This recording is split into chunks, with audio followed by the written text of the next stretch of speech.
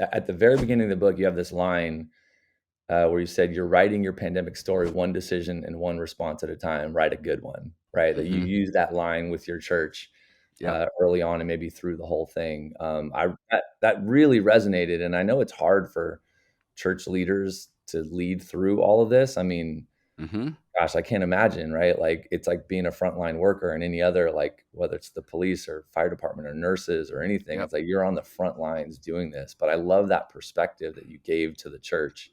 Hmm. Like where did that come from? And did you have any like scriptures that were kind of your go-to Yeah. Well, through it all? not to keep talking about books, but my previous book to this is called Better Decisions, Fewer Regrets. And I talk about 5 questions everybody should ask anytime they make a decision. And one of those questions is, what story do I want to tell? Yeah. So if I'm in the middle of making a decision or responding to something, my decision or my response becomes a permanent part of my story.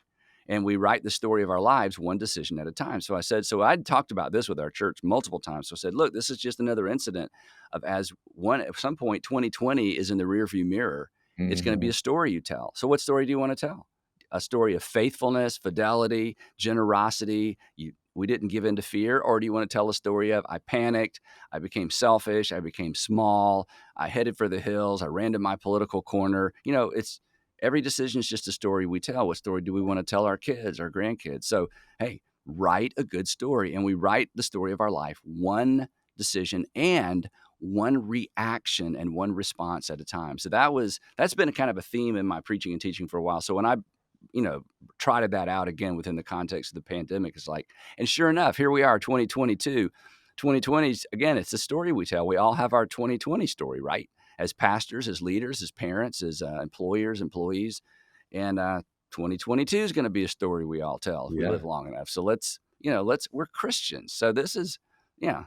What story do you want to tell? And in terms of your question, in terms of what was the biblical basis for that, um, it's I in my book, The Better Decisions, Fewer Regrets, I talk about David in the cave with Saul, and his men are saying, Saul's using the bathroom. His men are saying, "Hey, cut his Get 'em. throat, and Yeah. kill him. You'll be the king."